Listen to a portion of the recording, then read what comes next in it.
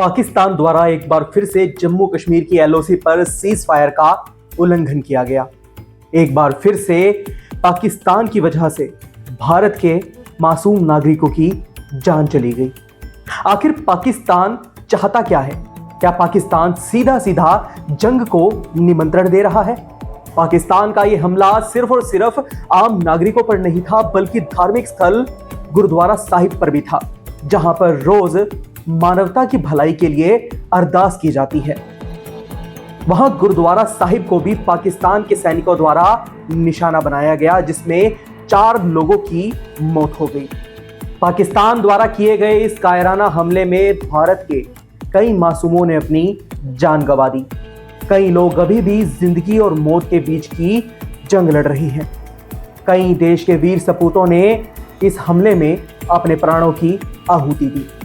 आइए जानते हैं इस हमले के बारे में विस्तार से, जो न सिर्फ और सिर्फ सीमा की रक्षा के लिए बल्कि भारत की संप्रभुता और मानवीय मूल्यों के लिए भी एक गंभीर चुनौती पेश करता है।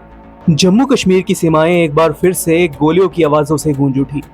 7 और 8 मई की रात पाकिस्तानी सेना ने बिना किसी उकसावे के कुपवाड़ा, बारामूला, उरी और अखनूर सेक्टर में नियंत्रण रेखा यानी एलओसी के उस पार से भारी गोलीबारी की।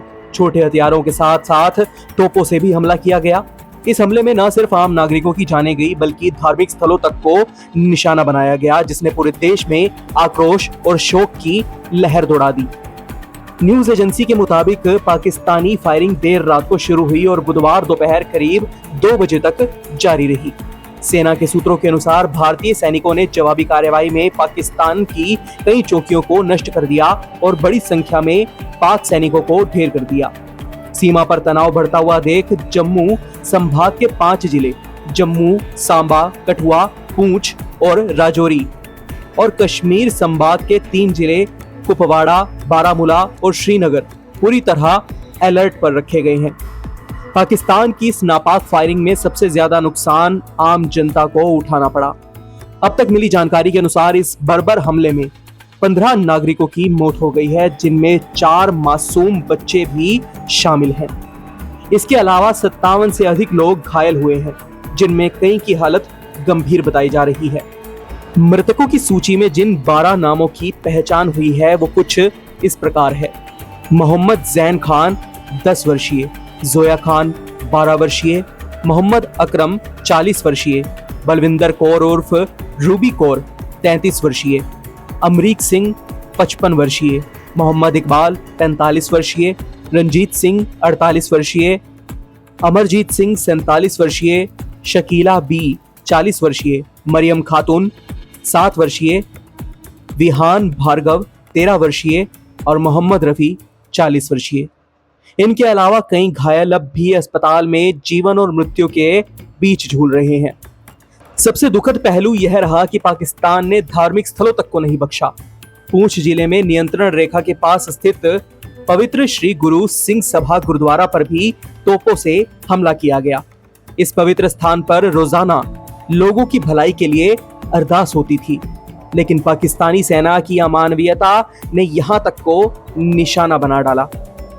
इस हमले में गुरुद्वारे के रागी भाई, शबद कीर्तन करने वाले भाई अमरीक सिंह जी, भारतीय सेना के वीर जवान भाई अमरजीत सिंह और स्थानीय व्यवसायी भाई रणजीत सिंह शहीद हो गए। साथ ही बलविंदर कौर उर्फ रूबी कौर की भी जान चली गई, जो गुरुद्वारे में सेवा किया करती थी। इस नृशंस हमले की कड़ी निंदा शिरोमणि अकाली दल ने की है। पार्टी अध्यक्ष सुखबीर सिंह बादल ने अपने एक्स अकाउंट पर लिखा, यह हमला सिर्फ गुरु सिखों पर नहीं बल्कि पूरी मानवता पर आघात है। इन मासूमों की शहादत को राष्ट्र को शहीद का दर्जा देना चाहिए और उनके परिजनों को उचित मुआवजा मिलना चाहिए। पाकिस्तानी सेना ने पुंछ जिले के बालाकोट, मेंढर, मनकोट, कृष्णा घाटी, गुलपुर, केरनी और यहां तक कि पुंछ जिला मुख्यालय पर भी भारी तोपों से हमला किया। इसके कारण दर्जनों मकान और वाहन नष्ट हो गए। पुंछ बस स्टैंड पर हुई फायरिंग में कई बसें जल गई। राजौरी जिले के कई गांवों को गंभीर निशाना बनाया गया, जिसमें 4 लोग घायल हो गए। बारामूला के उरी सेक्टर में 5 बच्चों सहित 10 लोग घायल हुए। सीमा पर लगातार हो रही फायरिंग की वजह से लोगों का अपने घरों से पलायन शुरू हो गया है।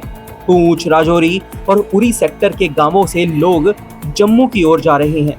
पेट्रोल पंपों पर लंबी लाइनें देखी गई हैं। लोग जरूरी सामान लेकर सुरक्षित स्थानों की ओर कूच करने लगे हैं। कई स्कूल, कॉलेज और विश्वविद्यालय बंद कर दिए गए हैं। परीक्षाएं स्थगित कर दी गई हैं। सीमावर्ती जिलों में अस्पताल, पुलिस और प्रशासन पूरी तरह से अलर्ट मोड पर है। सभी डीसी, एसपी और वरिष्ठ प्रशासनिक अधिकारियों को सीमा क्षेत्रों की स्थिति पर निगरानी रखने के निर्देश दिए गए हैं। मुख्यमंत्री उमर अब्दुल्ला ने सभी जिला उपायुक्तों से बात कर यह सुनिश्चित करने को कहा कि सीमावर्ती क्षेत्रों में रहने वाले नागरिकों को सुरक्षित स्थानों पर पहुंचाया जाए। उन्होंने मृतकों के परिवारों के प्रति गहरी संवेदना व्यक्त की और घायलों के इलाज के लिए विशेष चिकित्सीय टीमें तैनात करने के निर्देश दिए। जम्मू के पूंछ सेक्टर में पाकिस्तान की ओर से की गई फायरिंग में हरियाणा के पलवल निवासी जवान दिनेश कुमार शर्मा देश की रक्षा करते हुए वीर गति को प्राप्त हुए। उनकी शहादत पर हरियाणा के मुख्यमंत्री नायब सिंह सैनी ने गहरा दुख जताते हुए कहा कि देश को अपने वीर सपूत पर गर्व है। हम उनके बलिदान को व्यर्थ नहीं जाने देंगे। पाकिस्तान की यह बर्बर और कायराना हरकत केवल सीज फायर का उल्लंघन नहीं बल्कि मानवता पर सीधा हमला है। धार्मिक स्थलों को निशाना बनाना न सिर्फ अंतर्राष्ट्रीय कानूनों बल्कि हर मानवीय मूल्य के खिलाफ है। लेकिन भारत चुप बैठने वालों में से नहीं है। भारतीय सेना ने एक बार फिर से साफ कर दिया है कि देश की रक्षा के लिए वो हर हद तक जा सकते हैं। ये देश अपने वीर सपूतों और निर्दोष नागरिकों की शहादत को कभी नहीं भूलेगा। इस पूरी खबर पर आप क्या सोचते हैं, आप क्या विचार रखते हैं? अपनी राय हमें कमेंट बॉक्स में जरूर बताइएगा। अभी के लिए इतना ही। एक बार फिर से लौटेंगे एक नई अपडेट के साथ।